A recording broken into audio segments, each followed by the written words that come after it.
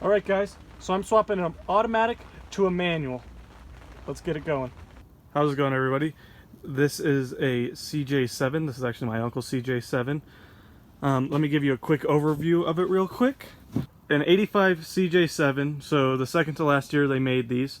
It has a 454 big block Chevy with the Holley EFI system, multi-point EFI system. It also has an automatic, probably the same thing that came out of whatever this came out of, probably like a K30 or something like that.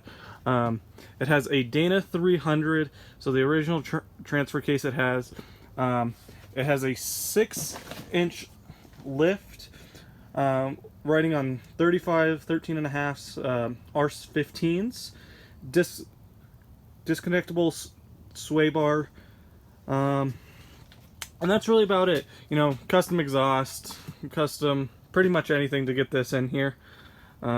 It has a full roll cage, these nice looking doors, bucket seats that are torn up because the sun completely tore it up, the back one that matches, and then a couple aftermarket parts that don't really mean anything. So what our plan for this Jeep is that we're going to take out this automatic transmission and we're going to swap it with this Muncie SM465. This is a 4-speed with a granny gear, and we're taking out whatever it was, which is a 4-speed Chevrolet engine or transmission. Basically the parts laying everywhere because I like looking at stuff before I put it in. There's the clutch pedal and shifter, and then we need a adapter between the transmission and the transfer case, so that's it right there, plus parts laying somewhere else. And you know what they say, a messy garage, a messy life. Or maybe it's an open life. So here is the Dana 300, and I have already taken off the rear drive shaft. It is right there. And then I'm going to take off the front one. I've already unbolted the front. I just got to unbolt it from the transfer case. It's just hard because there is this cross member in the way. Then I got to drain the fluid from the transfer case where there's a little screw right here and a lot of dog hair. And then I got to drain it from the transmission, which is right there. So let me get to doing that, and then I'll be back to you with the next steps. Alright guys, so we took off the cross member here, also the front drive shaft, and you can see we've actually done quite a bit. So we took off the cooler lines that ran to the front. They're sitting right there. We have the engine jacked up now. We also have the transmission jacked up, and now all you need to do is get a pry bar right between the engine and the transmission bell housing, and you just got to pull it out until it drops down onto your transmission jack. This is the only thing you're going to need that is like specialized, and then yeah, and so just pry a little, it'll pop out, and then it'll fall just right down on it.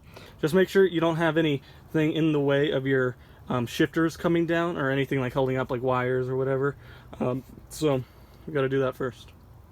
All right, but now we're just going to pull it out. All right, and then there you can get the transmission pulled out.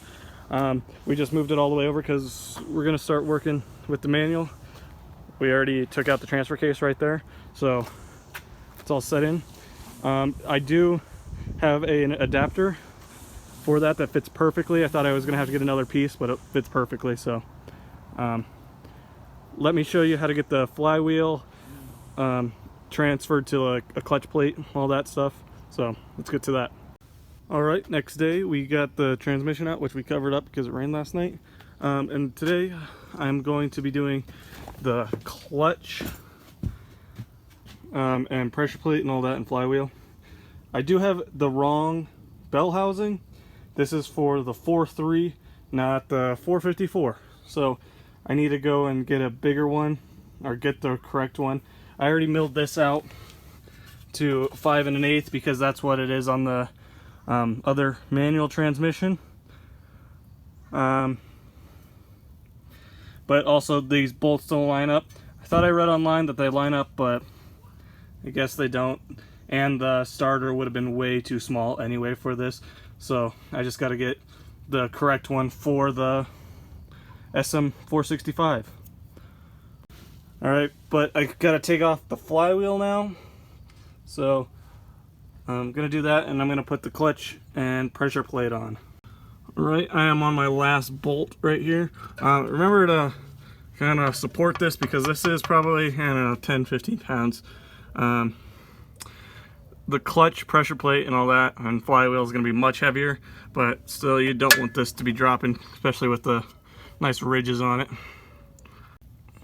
I lied, that maybe only weighs 5 pounds, but still you don't want it to be dropped. Alright, now for the pilot bearing. The automatic transmission did not have one for some reason. I've never actually seen that. So you might have to actually pull one out, but I didn't have to do it, so I just need to bang this in now. Alright, the pilot bearing could not go in. I guess that's just kind of an overseen thought of swapping one of these. So I'm not going to put it in, I'm just going to leave it. I don't think it's too big of a deal right now. If I end up breaking the transmission, then that kind of sucks, but I mean, it doesn't really fit. Alright, but I have the flywheel, so I'm going to put that on now. Just going to reuse the bolts I had wherever I put them. I'm just going to be reusing the bolts I had. All you need to use is either medium strength or full strength thread locker on these. If you look it up, it'll probably tell you what you need to do. Alright, so I tried to put one of these bolts through. Doesn't fit in there, it's just doesn't go in. It should just pass smoothly. So it's like, okay, that's weird. Maybe I can just get maybe a little smaller threads on the bolts that still thread in. Just order some. Then I look at this, look at that, look back down at this. Let me show you what happened. I hold this up, it doesn't fit. What the heck is this? I think they gave me the wrong part. So this was the flywheel for the 454. Oh, God, kind of sucks. I gotta order another part. Gotta send this one back. Alright, but looks like my day has ended early because I can't do anything without this flywheel. So you'll be back probably when I get the right one. Alright, update. Not a 454 Chevy. It's actually a 360 AMC, so I ordered the wrong parts. I got the right parts in, so I'm gonna be bolting it up. I had to get a different bell housing because of course that one's not gonna bolt up to an AMC engine, but it is gonna, I gotta get the right one that bolts up to the SM465 and a AMC 360, so let's get to it. Alright, so you're going to need 6 bolts. You could probably just reuse the ones that you have from your flex plate. They just go through there, and you're also going to have this piece which goes over this piece right here, the flywheel. I just think it's for easier torque and maybe more consistent torques over the whole thing, so yeah. Alright, I just ran down to the hardware store to get some new bolts because mine were not long enough, because the flex plate is about ½ inch thicker than, or the flywheel is about ½ inch thicker than the flex plate.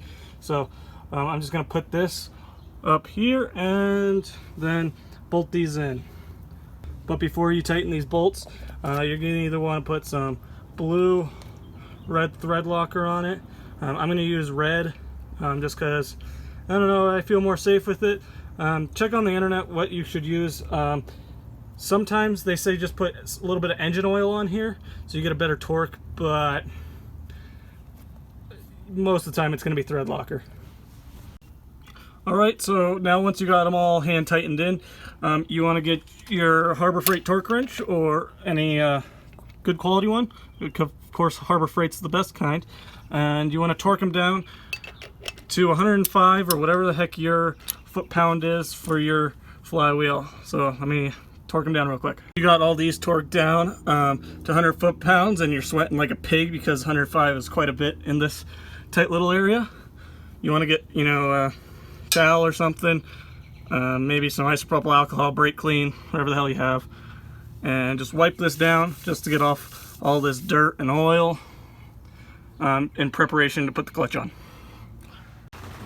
Alright, sorry for the rain, but you want to put your clutch in with your clutch alignment tool, and you want to hammer in, you can't see it, but there is a pilot bushing, there you go, either a pilot bushing or a pilot bearing, and then you want to put your pressure plate on right over top of it, and then torque these bolts down to between 25 and 30. You know, not overkill, but yeah. You also want to put some thread lockers on these bolts too, because it'll hold, because this is a lot of friction right here. Alright, so now would be a good time to make a clutch pedal. As you can see, it's pretty similar. I just welded it up. I'm probably going to grind this down and spray paint it, just so it doesn't rust. And you can see right there, I just welded it onto the pre-existing one. Not the greatest, but I believe it should work fine. I mean, it's going to look good enough for what we're going to be using it for. And you can see the clutch pedal right there. I was thinking about welding, as you could probably kind of see kind of the boogers on it. Couldn't really see up there with my welding helmet on, but so I'm just going to probably weld a bolt onto this, and then you know, then screw that in, because in case you need to take the master cylinder out. Alright, and then you could just jack up the transmission. We have got it splined together. We got it all connected, as you probably could see right there. All made it up. I forgot to put on this plate, but it's okay. I'm just gonna make a quick cut and a cut over on that side, just so I can get it up into the housing. Then there's 3 bolts on this side and 3 bolts on this side. This side's a little easier to get to because we removed the exhaust right over there. We should have removed this one, but we didn't. So, and you want to make sure when you do this, you push the transmission in. I mean, you could do it, doesn't have to be slow, but you want to make sure it's smooth. You don't want to pull the bolts together, or make the transmission and engine meet with the bolts. You want to make sure it's flush before you actually start tightening the bolts down. That's okay. Then if you have an automatic transmission, next you want to put the cross member, and then you could just do the drive shaft straight to the pinion yoke or whatever you have over here. You might have to get a new drive shaft made if this is a different length. But because this is a 4-wheel drive, we have an adapter that goes on right here, which is right here, which I'm going to put on next. And then I can put on the transfer case, which is right here. And then, but between it, I have to have this one little adapter that will go onto this output shaft and go straight in, and it lines up perfectly. Pretty amazing. And if I did calculations correct, I should be within about 1 inch of the drive shafts for mine, which is really good. Means I don't have to get new drive shafts, because those ones are going to work. You're going to need an adapter if you're going to usually change out the transmission, unless you get one that bolts up to the engine and to your transfer case, like you have a Chevy automatic that goes to a Chevy transmission, or like if you have a Chevy automatic and you're just going to a Chevy manual, if it just bolts up completely, then you're not going to need anything. Alright, but let me put this up into here. There is a gasket that goes here, and also a seal that goes here, so no transmission fluid actually leaks out. If you didn't have the seal, I think it would be just okay, but you know, I'm not 100% sure, so still put it on. Alright, so once you get your transfer case in and your transmission mount, as you can tell, I made some custom ones, which I made them custom because I couldn't find any anywhere. Like, this isn't really a popular swap, so just made custom ones from the old one that was in here. Put the transfer case in. I also put the drive shafts in. The front one, I'm still missing a U-bolt for the front one because it was completely boogered up on the threads, so just gonna get a new U-bolt. And then what you need to do is, if you drained your transfer case, put fluid in the transfer case, put fluids in the transmission. And if you have a neutral safety switch, you're going to either have to wire it off, or if it does have a port for it, then you can either put it to the transmission or even actually hook it up to the clutch too. But that's not a big deal for me. I'm just going to split them together. We do have a reverse sensor right there that we got to put up to the top, which, or not a reverse sensor, reverse like light basically, that runs our rear lights. We also need to run the slave cylinder for the clutch.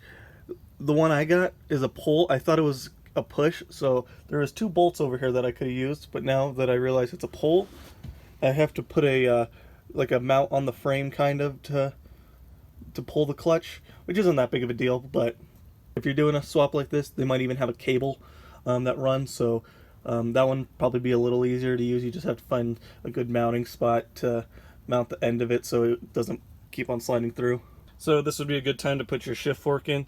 I just have this straight one, and as you can see, it kind of hits the gauges down there, so I can't get it straight. So I'm actually going to make a bend. Hold on. So I'm going to make a bend right about 3 inches just below this, so it bends out, and then I might even cut this and then weld it straight on. Just so, you know, we have a center console right there, so it just doesn't get in the way, and it's not so high, because I don't think it's going to look good if it's up that high. And if you have a transfer case shift lever, it's a good time to put that in once you put the transfer case in. Alright, so once you put some fluids in it, and you put your shifter in, I just kind of welded a different shifter because I had a straight shifter, but it hit the dash. So I welded this one on, and I put an 8-ball on it. Just get your key, put the clutch in, put the key in if I can find it, and this is going to be very loud because we have a hole in the exhaust. Okay, and then... Alright! So you might want to go take it for a test drive, and you might also want to bolt up a couple of like the accessories. I gotta enlarge the hole on that because it doesn't completely fit around there, and I also gotta figure out how to take off that knob because it's kind of rusted on now. Yeah, so this is how you swap a manual from an automatic. This is kind of a weird swap because CJs never came with automatics, but they had it from the wagoner drivetrain they put in. But as you can see, it works pretty well now, and it starts up and it actually drives. So thank you guys all for watching. Please comment, rate, and subscribe, and I hope you have a good rest of your day. Goodbye.